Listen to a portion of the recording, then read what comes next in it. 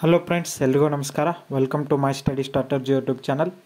So ಈ ಒಂದು ವಿಡಿಯೋದಲ್ಲಿ ನಿಮಗೆ GDS ಅಪ್ಲಿಕೇಶನ್ನ ಯಾವ ರೀತಿ ಎಡಿಟ್ ಮಾಡೋದಂತ ನಿಮಗೆ ತಿಳಿಸ್ಕೊಡ್ತೇನೆ.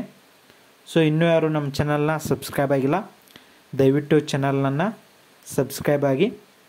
ಹಾಗೆ ಕಮೆಂಟ್ನಲ್ಲಿ ಕೇಳ್ತಾ ಇದ್ರಿ ಎಡಿಟ್ನಲ್ಲಿ ಯಾವುದ್ಯಾವುದನ್ನು ಎಡಿಟ್ ಮಾಡ್ಬೋದು ಅಂದರೆ ನೇಮು, ಅಡ್ರೆಸ್ಸು, ಪ್ರಿಫರೆನ್ಸ್ ಕೂಡ ಎಡಿಟನ್ನು ಮಾಡ್ಬೋದು.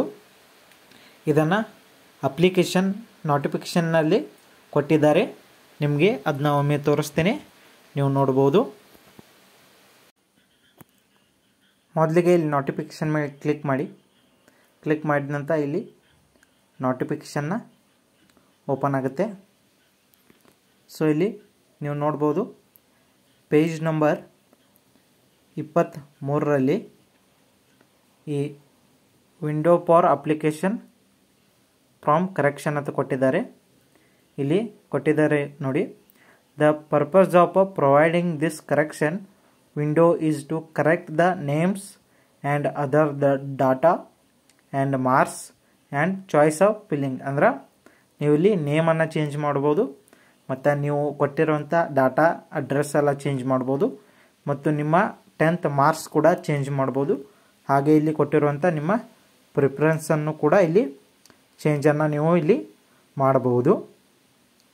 ಹಾಗೆ ಇಲ್ಲಿ before submission of a modified application applicant must check that they have filled correct details in each field of the form. ಅಂದರೆ ಇಲ್ಲಿ ನೀವು ಕೊಟ್ಟಿರುವಂಥ ಅಪ್ಲಿಕೇಶನ್ದಲ್ಲಿ ಎಲ್ಲ ಕರೆಕ್ಟ್ ಆಗಿದೆ ಅಂತ ಒಮ್ಮೆ ಚೆಕ್ ಮಾಡಿ ಅದನ್ನು ಸಬ್ಮಿಟನ್ನು ಮಾಡಬೇಕು.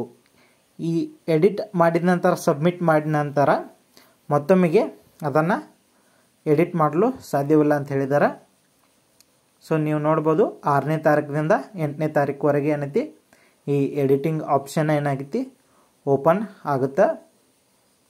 ನೀವು 6ನೇ ತಾರೀಕು ಹೋಗಿ ಚೆಕ್ ಮಾಡಿ ನೀವು ಎಡಿಟನ್ನು ಮಾಡ್ಬೋದು. ಈಗ ಆ ಎಡಿಟಿಂಗ್ ಆಪ್ಷನ್ ಯಾವ ರೀತಿ ಬರ್ತದೆ ಅಂತ ನಾನು ನಿಮಗೆ ತೋರಿಸ್ತಾನು. ಇಲ್ಲಿ ಅಪ್ಲಿಕೇಶನ್, ಆನ್ಲೈನ್ ಅಪ್ಲಿಕೇಶನ್ ಕ್ಲಿಕ್ ಮಾಡಿ.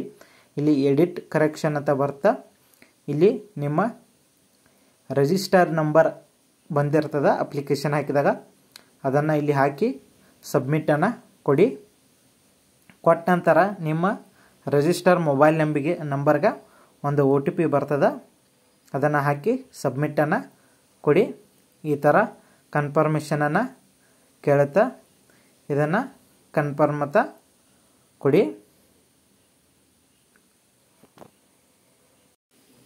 ಇಲ್ಲಿ ನಿಮ್ಮ ಫಾರ್ಮ್ ಓಪನ್ ಆಗುತ್ತೆ, ಇದರಲ್ಲಿ ನಿಮ್ಮ ರಿಜಿಸ್ಟರ್ ನಂಬರ್ ಬಂದಿರುತ್ತೆ.